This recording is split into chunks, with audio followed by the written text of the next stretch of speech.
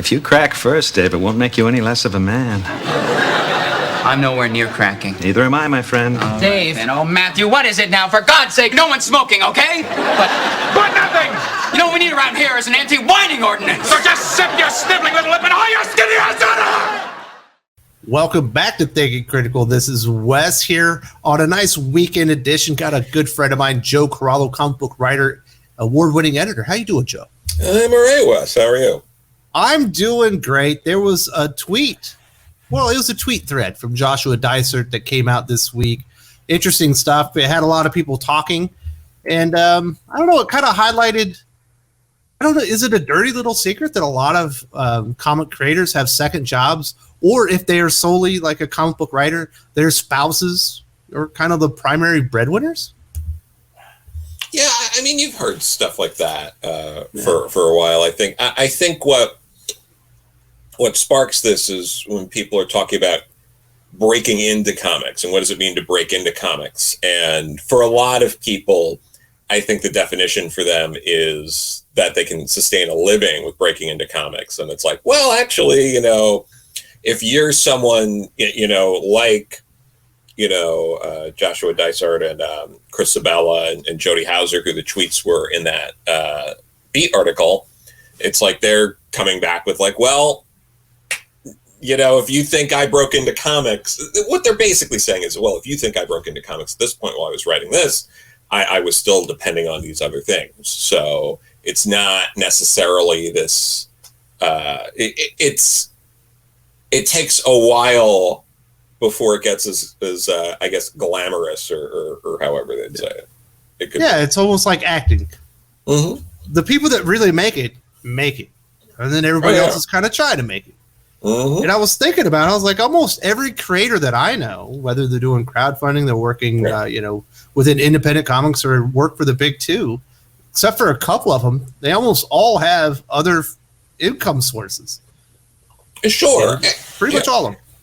Yeah, but, you know, we're also living in a world where a lot of people do, regardless of their industries. I mean, I think a lot of people know people that work 2 or 3 jobs, or maybe they have a day job, or, you know, they might have a desk job and then, you know, they're doing, you know, Lyft or Uber, or they're doing DoorDash, or they're, you know, Airbnb-ing their, you know, part of their home or something like that. Like everyone is more often having to do multiple jobs, even like, you know, maybe freelance writing on the side, like, you know, social media marketing, lots of stuff like that. And I think sometimes in these different conversations, we get this like tunnel vision of comics. You know, we all think it's this, but really comics is like this. And it's like, well, actually, it's like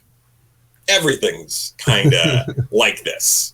So yeah, even when I was in the military, I knew active duty guys, you know, depending on the size of your family, you don't make a lot of money in the military until you pretty much establish yourself. You've been in for quite a while. And a lot of those guys maybe delivered pizzas, or I'm sure that they're doing Uber or something like that nowadays. It's kind of crazy. We'll get to these tweets that we're specifically talking about. This was Joshua Dysart. You probably know him from his work on Harbinger at Valiant Comics. I think that's what he's best known for. I know he's also done some Hellboy stuff as well. I know he's done some work on Conan. He also did the Harbinger Wars, Life and Times of Toyo Harada. I'm actually a pretty big fan of his. This is what he had to say. And there's more to it. If you go and find him on social media, you can read the entire thread. But this is the tweet in question.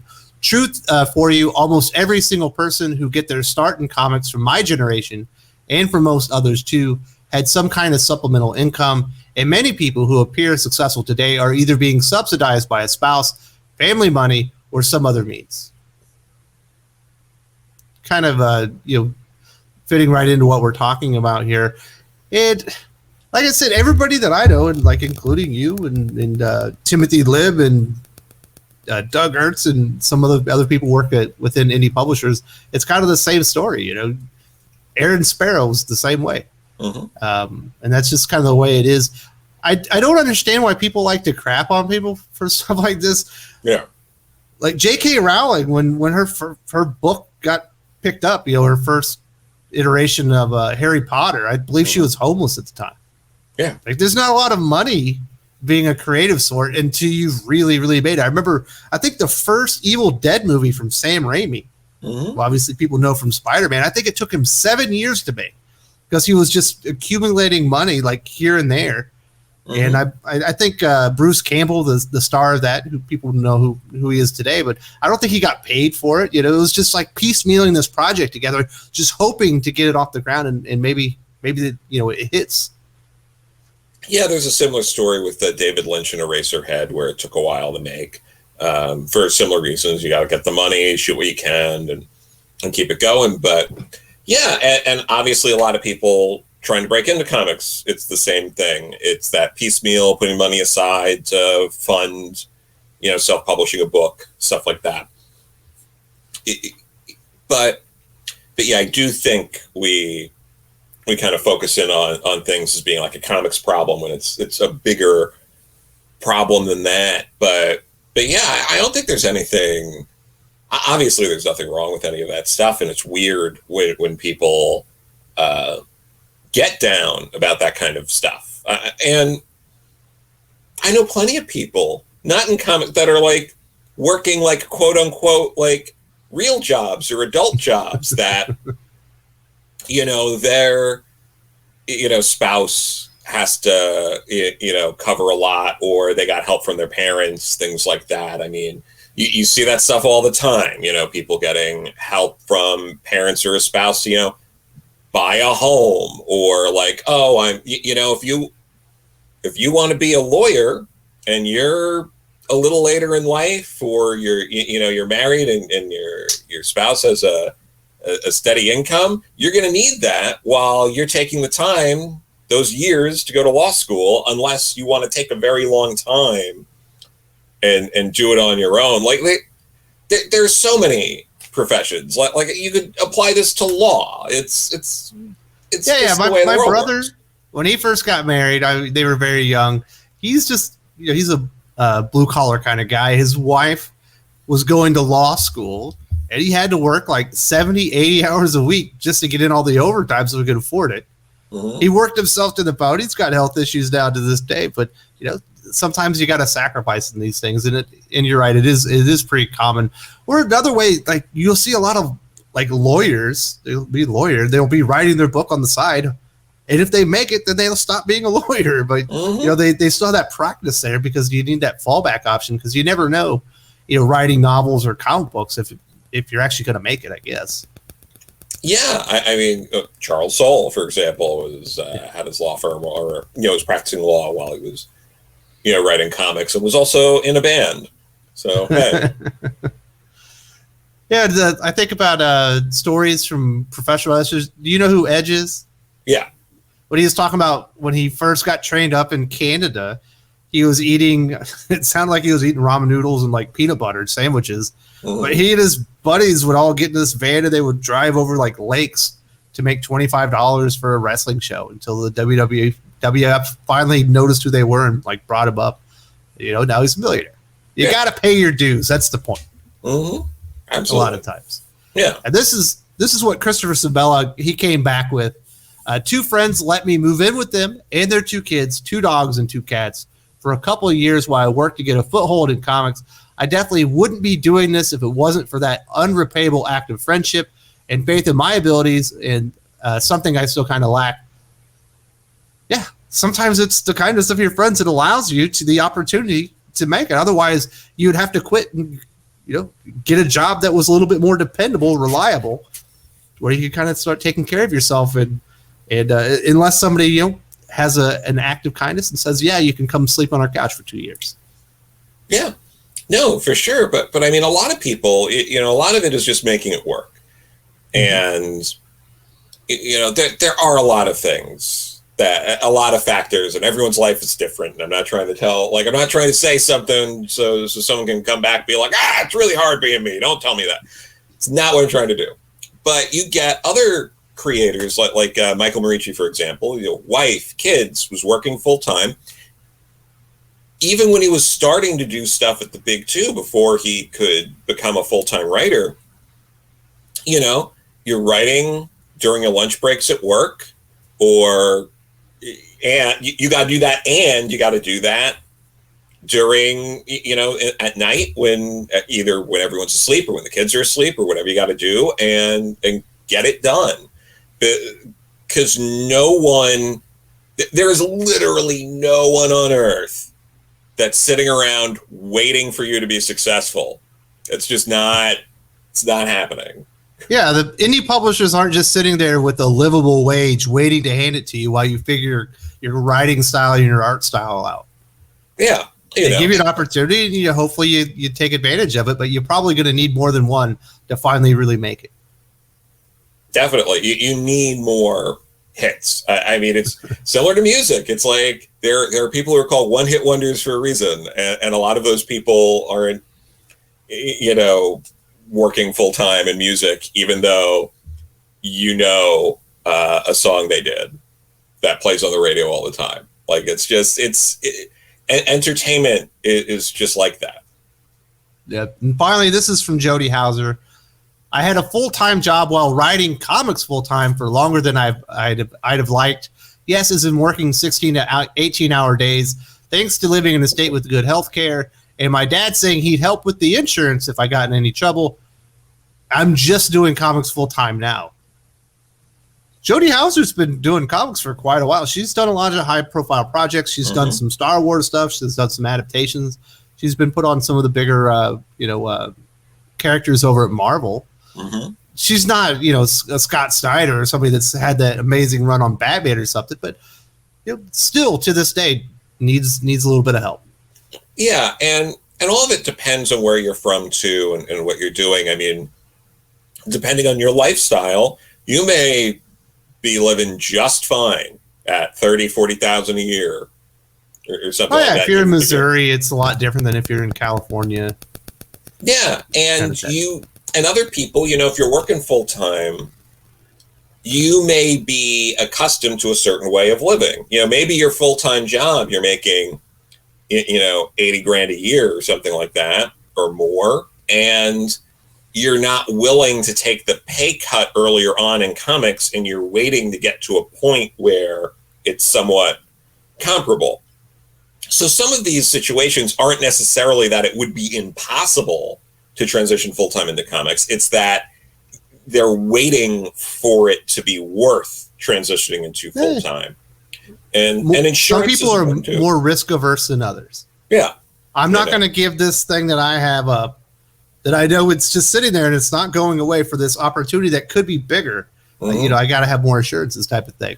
Yeah. That's kind of a normal things, especially if you have family and all those things, your decision-making matrix completely changes. Mm-hmm. Now, I know a lot of people like to dog on this and, make fun of comic creators. You're all living in squalor because you're ruining the industry, and, manga's making you all look silly. But these are things that people have had to go through for a very long time.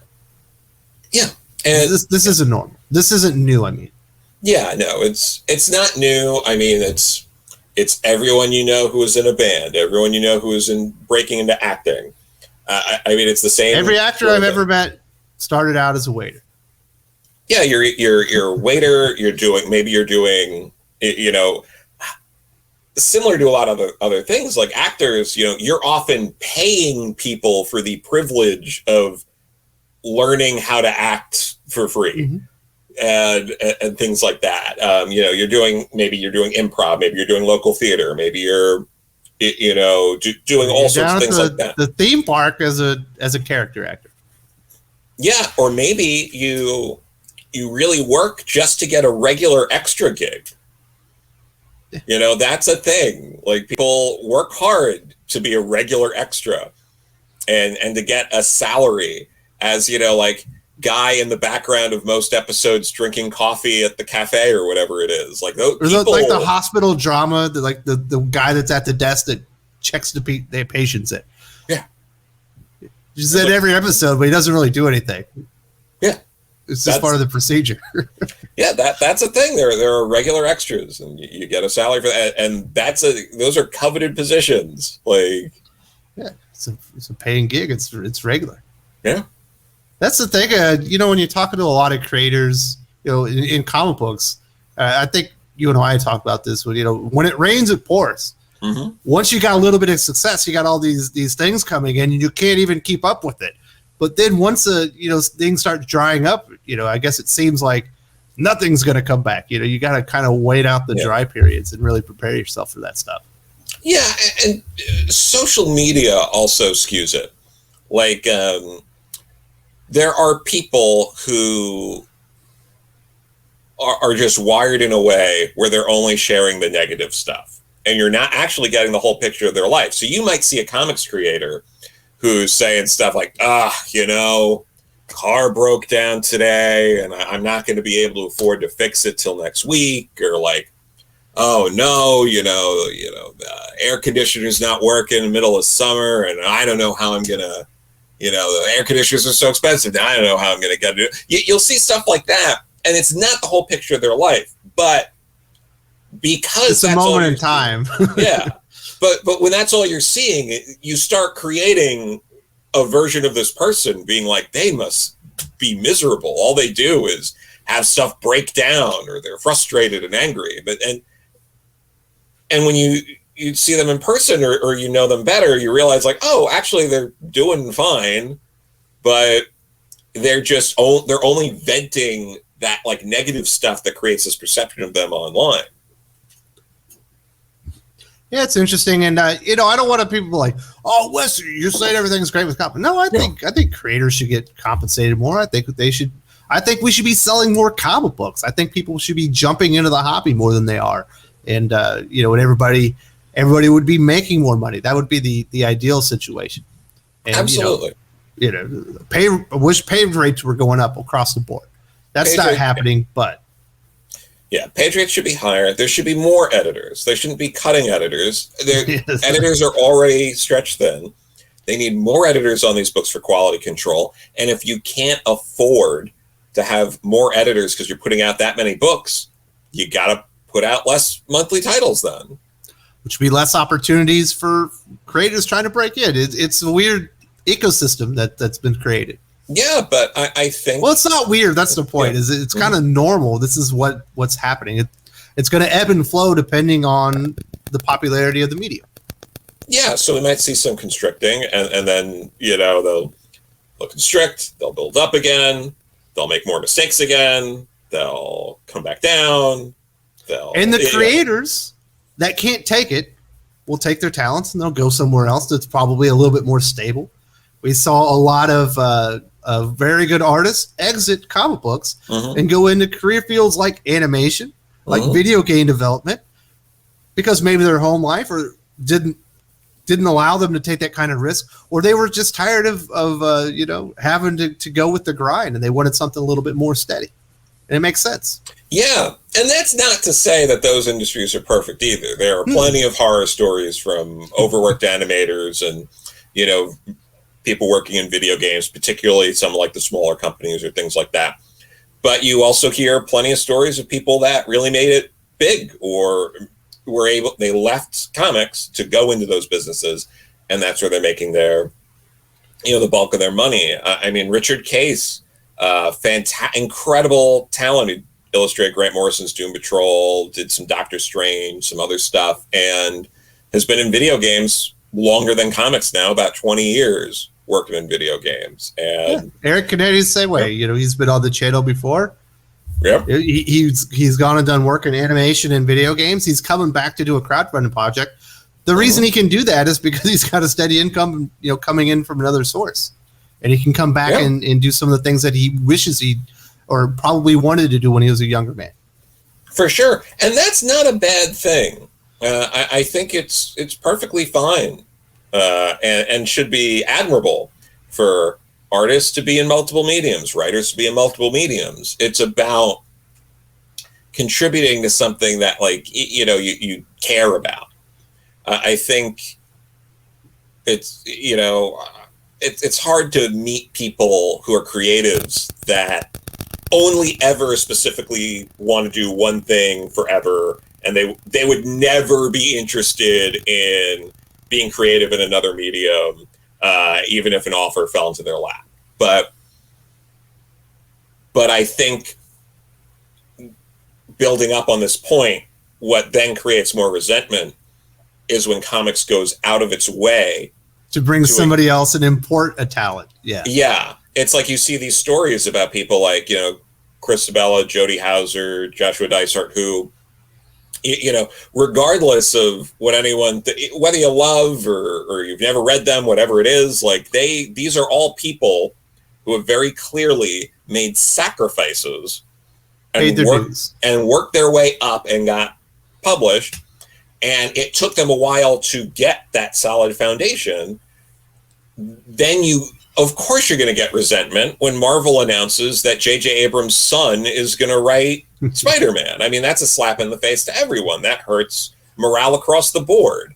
I can't imagine there is not a single freelancer at Marvel who's like, oh, I'm so glad that J.J. Abrams' son was going to get that chance to write Spider-Man. Going to create a brand new villain for Spider-Man. First book he writes. Yeah. I will say, okay, the only freelancers that would be excited for that are probably the ones working on the book directly. Like, they're good. Like, Sarah ooh, Pichelli. That sounds like royalties. All right. Hey, sign me up. So we just had that announcement.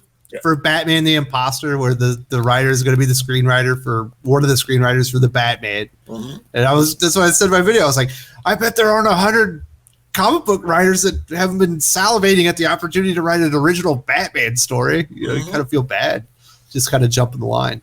And I think because we've done so much analysis and we've talked about this stuff time and time again, probability and the past all dictate that book's not going to sell that much more or less because it'll sell what a Batman book sells. Yeah. Because this isn't like a celebrity director nobody knows or screenwriter or it's not anything. Christopher Nolan writing this. Yeah. If it was Christopher Nolan, if it was Zack Snyder, there's people that you might be able to be like, oh, okay, I can see that. But this stuff doesn't work. I think maybe TV and film writers might occasionally trick themselves into thinking they have a name that people care about, but 9 times out of 10 or more, people don't. Hey, listen, when I read a comic book, the creator's name is on the cover.